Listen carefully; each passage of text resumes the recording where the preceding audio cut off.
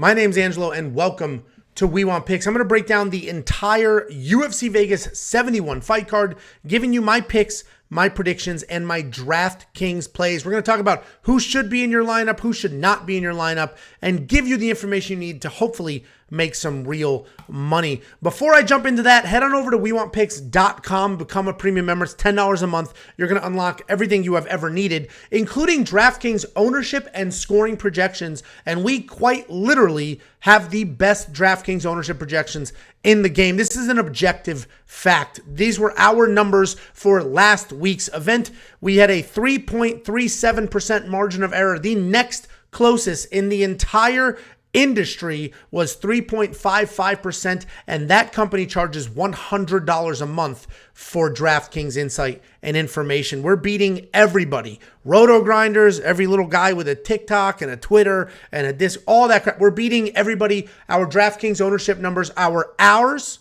We have a guy behind the scenes, little Wizard of Oz, putting it all together, building these numbers by hand, and they have been absolutely spectacular. So if you're into large tournament plays and you're trying to chase those big payouts, the DraftKings ownership projections, they're the best you're ever going to get. It's only $10 a month for everything, including that. We also have a DraftKings optimizer.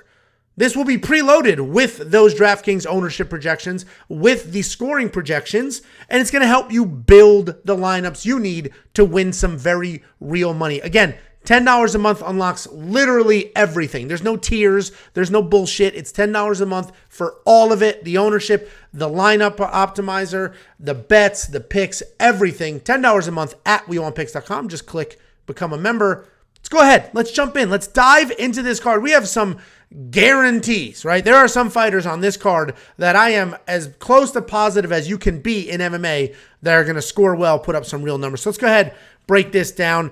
As we know, Song Yadong and Ricky Simone have moved to the main event next week, so they're off this slate. We've only got 12 fights to break down here. And opening up, we got Danaa Batgerel taking on Brady Hiestand. Danaa Batgerel at $8,700 here. He is the favorite in this matchup. He's a very good striker. He comes forward. He's got volume. He's got speed. His speed is incredibly impressive. And he does have some power as well. Takedown defense, just okay. He's probably going to need that in this matchup. He's coming off these 2 losses in a row. Gutierrez got the best of him. This was Gutierrez before his last fight, not that bum that showed up last week. And then he just lost to Kang, where he was in that fight with Kang. He never quit. He kept coming forward. He kept looking to get it done. He was busy to the last bell. He just couldn't get past Kang's jab. And he's taking on Brady Hiestand. Brady Hiestand's a wrestler, a decent wrestler at that. He's going to come forward. He does a pretty good job establishing positions after he gets the takedown and then racking up control time. He's coming off this win over Fernie Garcia, where Fernie had him basically dead to rights, but he was able to work his way back into that fight and then continued coming forward. Brady is tough. Brady does work the wrestling. His scramble skills are pretty solid. He's got a ton of cardio. I'm probably going to fade this fight. In all reality, I do think Danaa wins. And if he wins, he could potentially win by stoppage because he's a dog and he has power in his hands. But Brady could just be diving at those legs over and over and over. Danaa only has a 66% takedown defense, so that could be trouble for him. So I'm probably going to fade this fight, but the pick will be Danaa. And if I had to put one of them in my lineup, it would be him because I really don't see Brady winning, but this is MMA and anything can happen. I mean, even in this loss to Ricky Tercios, he put up 78 points, but that was 6 takedowns. I don't think he's taken down Danaa 6 times. Then we have Karine Silva taking on Priscila Cachoeira. I'm not spending $9,100 on Karine Silva. I'm telling you that right now. I do think she wins. She's incredibly dangerous. She's a powerful grappler, and we have seen her opponent, Priscila Cachoeira, have trouble with grapplers in the past. But Karine Silva is going to come forward, look for submissions, look for takedowns. I mean, she only needed 1 takedown here, got the submission win, put up 104 points over Potelho. But it's tricky because Karine Silva's never seen a decision. She's one of these incredibly talented, incredibly dangerous women who have never been to a decision. And we know Priscila Cachoeira is incredibly tough. So we could have a situation here where if Karine Silva doesn't get Priscila out of there early, she's going to fade. She's going to lose all confidence. She's going to get pale white. scared as a ghost, not know what to do, and Priscila Cachoeira is going to get the finish. I think Karine wins, but Priscila Cachoeira hits like a freight train, throws heavy punches, doesn't stop. She's got that dog in her as well. She's going to keep coming forward. She has a 65% takedown defense, which is pretty good. It's pretty solid. Takedown accuracy sucks, but I don't see her looking to get her own takedowns in this fight. So the question then becomes, do you think Priscila Cachoeira is tough enough to stay on her feet, survive the grappling aggression of Karine Silva? And if so, Priscilla's going to win. She's going to break, in my opinion, break the younger, more dangerous fighter in Karine Silva. So I think Karine wins. She very well could Jillian Robertson, Priscila Cachoeira, right? Get the submission, get the takedown, and get her out of there pretty quick. That is a very, very real possibility. But I'm not going to spend $9,100 on that possibility because Priscila Cachoeira has proved to us how incredibly tough she actually is. Right? Started off in a little bit of a skid, but okay, Sarah McMahon, the Shevchenko sister. Luana Carolina. Those are solid losses, and then beat the crap out of a couple of people, ran into a grappling buzzsaw, and has now beaten a couple of people. I'm going to fade this fight as well, but if you're working with your lineup and you've only got $7,100 left and you love it, Priscila Cachoeira is not going to be a bad play. At least in my opinion. She could also get submitted in 30 seconds. That's what makes this sport so tricky. Then we got Francis Marshall taking on William Gomis. This is one of the more controversial fights on the card. Controversial meaning everybody's split. Everybody's split. There's not a lot of people that are being reasonable about this fight. Everybody thinks Francis Marshall is going to destroy William Gomis, or William Gomis is going to destroy Francis Marshall. Jacob and I are split on this fight as well. Francis Marshall, heavy-handed. He's got power in his hands. He also is a solid grappler. He comes forward. He's got power. He's got speed. He sets up really nice takedowns, and he runs right through them. His issue is, while he has very real power in his hands, he gets comfortable. He thinks he's Roy Jones Jr. out there. He keeps his hands low. He's dancing around, and doing that with somebody like William Gomis can be a problem. I do think Francis Marshall wins, and I think he wins. I think he's going to put up a bunch of points. Is he going to get William Gomis out of there? I think so. I think this fight ends in a finish on either side. I think Francis is going to get the grappling going and just start beating up on William. That's what I think is going to happen. But William Gomis is a talented guy, very well-rounded prospect. He's always looking for a finish. He can knock you out. He can submit you. He has plenty of cardio. He's good pretty much everywhere. His striking is very, very good. He has genuine power in his hands. Genuine power in his hands. He's coming off that decision win over Jarno Aarons where he had 3 takedowns, 8 minutes of control time. You can see that here. He put up 80 points. I just think Francis Marshall's the more dangerous of the two. I think Francis Marshall has the more clear path with the wrestling. William Gomis, we see there's 3 takedowns in this fight, but he's not traditionally a wrestler. He just didn't really like the striking exchanges, so then worked in the wrestling. It's great to see. It's great to see that he's evolving, but I think Francis Marshall's going to get it done. I think Francis Marshall's probably okay for your lineup. But if you are like Jacob and you think William Gomis absolutely blows through Francis Marshall because Francis keeps his hands down, puts himself in harm's way for no reason, then $7,000 is a great price. I'm on the other side. I will probably spend that Francis Marshall money, or if I don't, there are 2 other fighters I'm very confident in. But if I don't spend that money, I think he's a pretty safe play for your lineup. Then we have Usman versus Tafa. Listen, straight up. You need one of these in your lineup. You need Usman or Tafa in your lineup. You need it. The problem is, one of them is going to score 0 points, and the other one's going to score well over 100 points. That's what's going to happen. We've got Mohammed Usman, Kamaru Usman's younger brother. He can wrestle, but he's not a wrestler. He's got power in his hands, decent jab, right? He's just a big, monstrous, athletic guy. We have seen him wrestle. We've seen him shoot takedowns. We've seen him bend over, grab people's legs, try to run through them. And we also saw in this fight here, he's got insane power. He put Pauga's lights out. He was losing this fight pretty steadily, right? Pauga was ahead of him the entire fight, and then Mohammed Usman just landed that punch. Pauga's a light heavyweight, so he was going up in weight, touching up Mohammed Usman, doing whatever he wanted to do on the feet before eventually getting caught. If we go to Tafa, we're not going to see any information here. Junior Tafa is making his UFC debut. He's Justin Tafa's younger brother. He is very, very good kickboxer. He's got professional kickboxing experience. He's a good kickboxer, transitioning to MMA. He's got the chin of his older brother. He's got the power of his older brother, but he's faster. He's more accurate, more technical. The question then becomes, can he defend takedowns? Mohammed Usman is well-trained. Mohammed Usman is 100% going to come in here looking for takedowns. That is what he's going to do. But we've also seen him get touched up. The guy is not very good in his feet. He does have insane power, but he gets touched. You pick your side.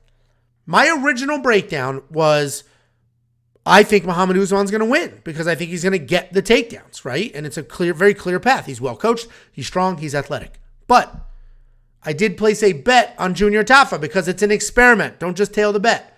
I'm going to start betting fighters who opened as an underdog and then are closing as favorites. Junior Tafa opened as an underdog. He will close as a favorite.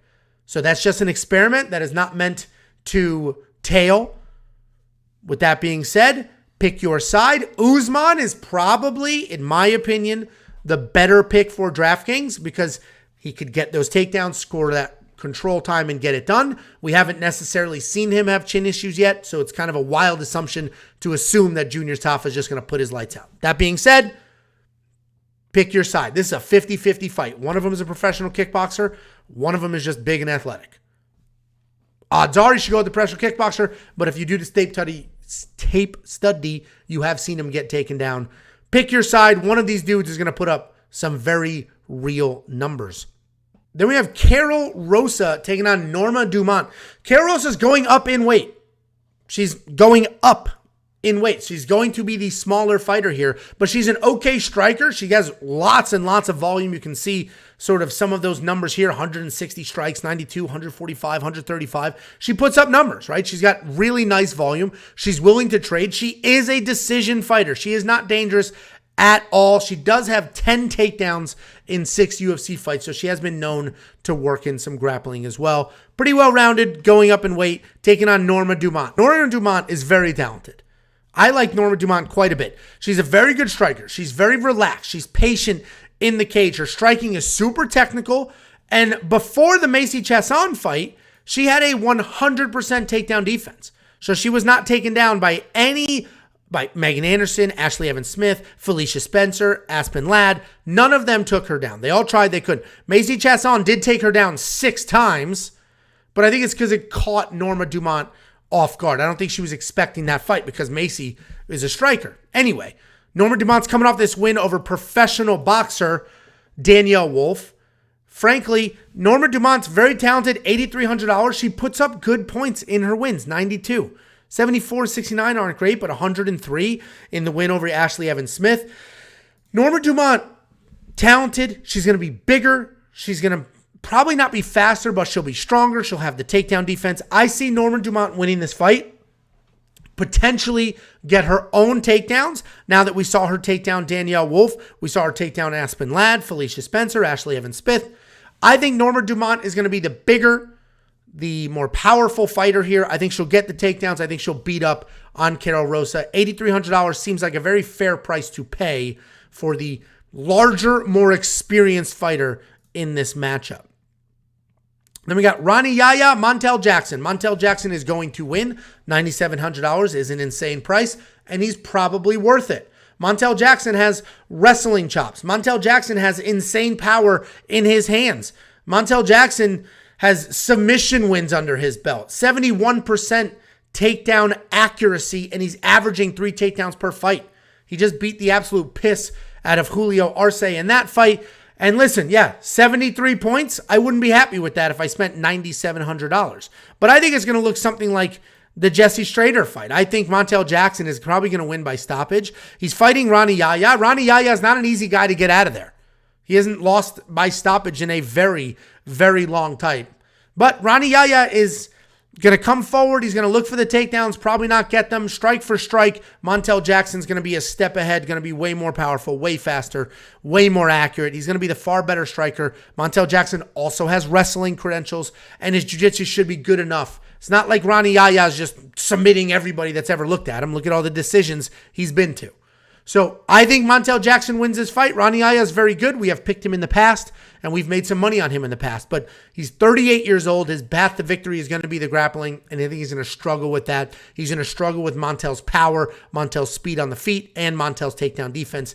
Montel Jackson is the pick, $9,700, a lot of money to spend, but he's probably worth it. We got Ricky Glenn. A lot of you are loving Ricky Glenn. I think he's $9,000. He's probably pretty safe there as well. He's a volume striker. He stands nice and tall, marches forward, but he still stays out of the pocket. He's got legit power. He's a very big threat early. But even if he's not a threat early, we have seen him survive beatings and then continue to stay in that fight. He's coming off this draw to Grant Dawson. This was a draw because he gave up the first 2 rounds. He lost first round, lost the second round, came out in the third round, absolutely poured it on, stole that third round at a 10-8 and made that fight a draw. So Ricky Glenn, dangerous striker, powerful striker who's never out of a fight. He's taking on Christos Giagos. Christos Giagos is a grappler who, like Ricky Glenn, is never out of a fight. We've seen him losing, and then come back, pull out a Hail Mary submission to get it done. But Christos Giagos,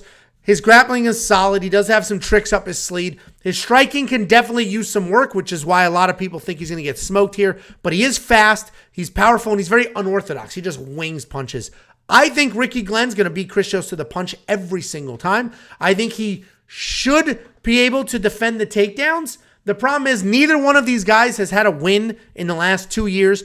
I personally am going to fade Ricky Glenn at $9,000, but a lot of people are very, very high on him. If he wins, he likely wins by stoppage because he is going to be the faster, more powerful, more accurate striker.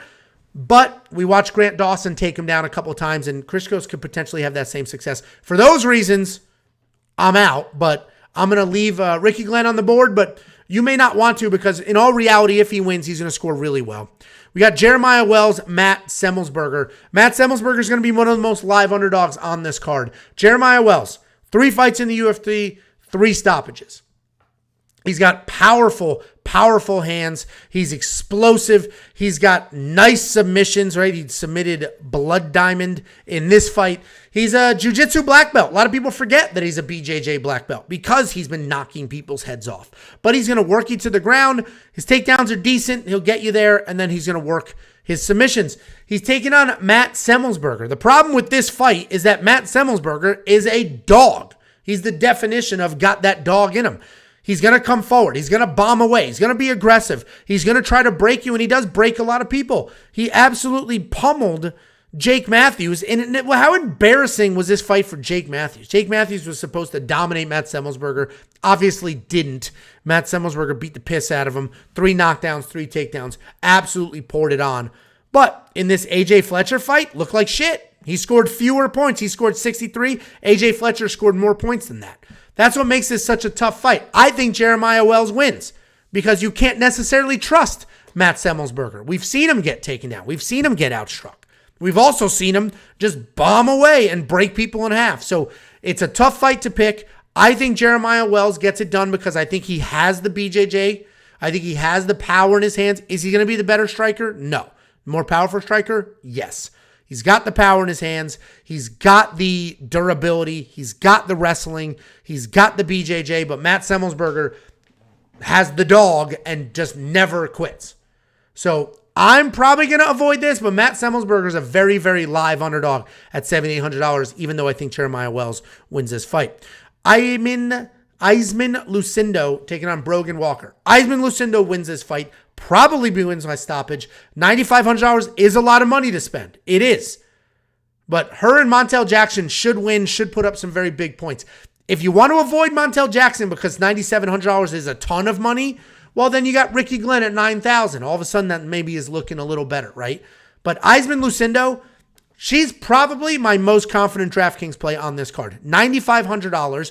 She should absolutely break Brogan Walker. Iasmin Lucindo, powerful grappler. She uses the clinch, drags you to the ground. Once you're on the ground, she's got top pressure. She strikes, she loosens you up, and then works for submissions. She's absolutely a savage.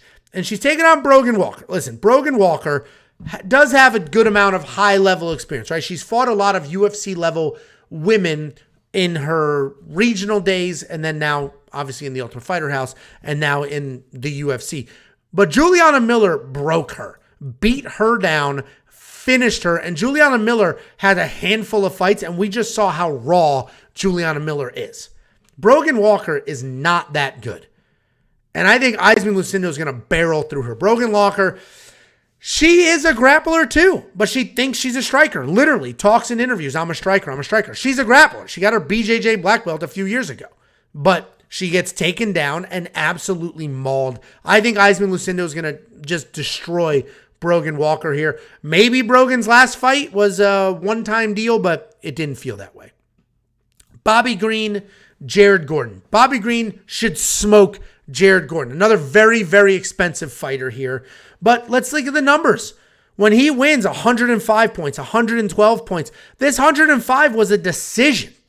A decision because this dude's landing 188 significant strikes. 143 significant strikes in a loss.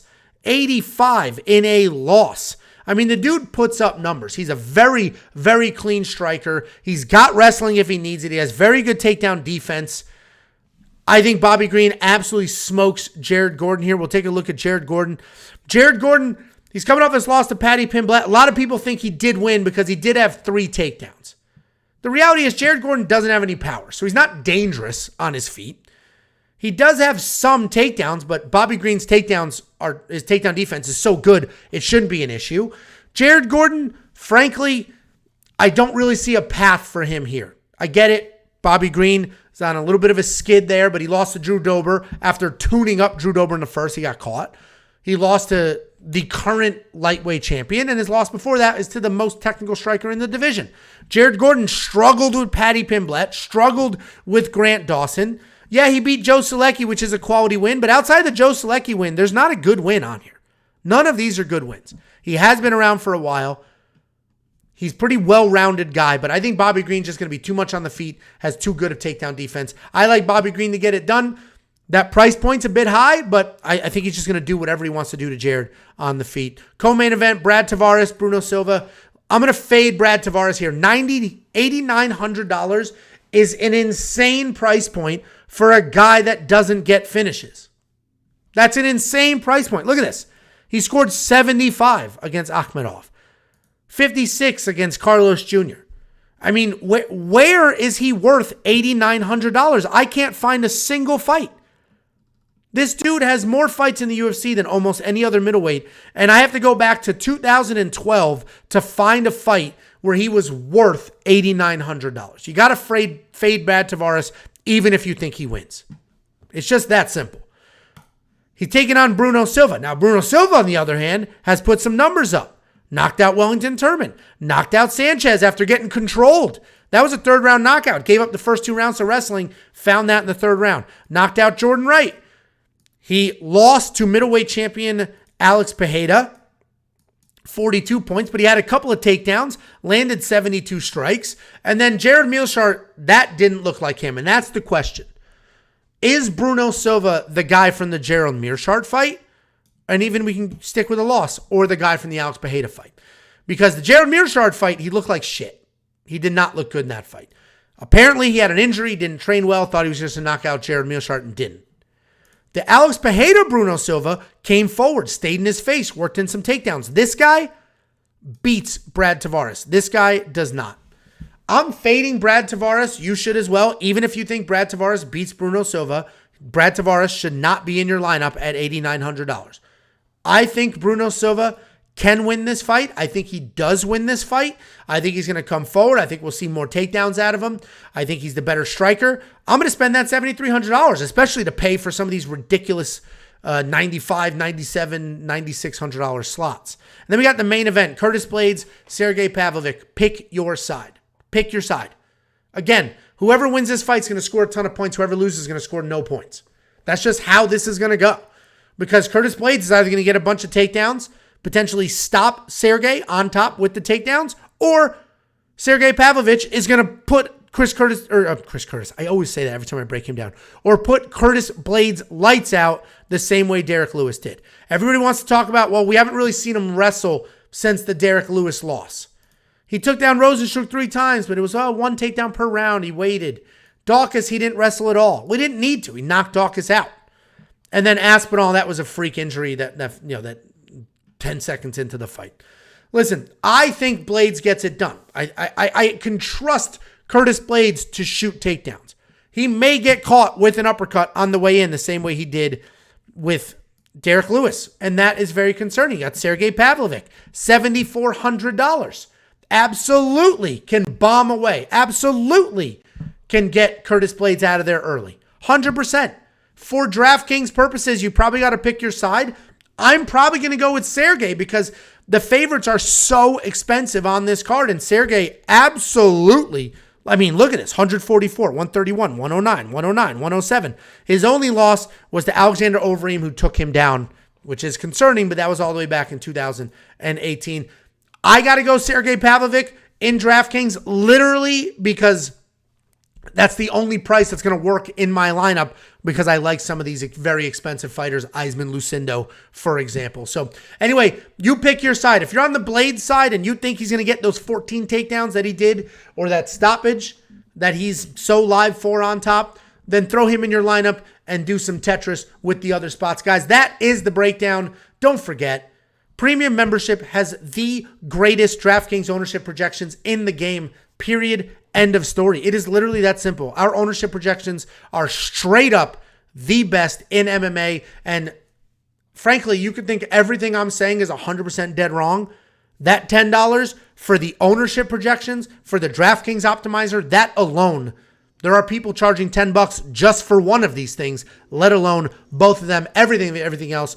WeWantPicks.com. Sign up, become a member, click that button at the top. $10 is for an entire month. You're going to get 4 full events out of that.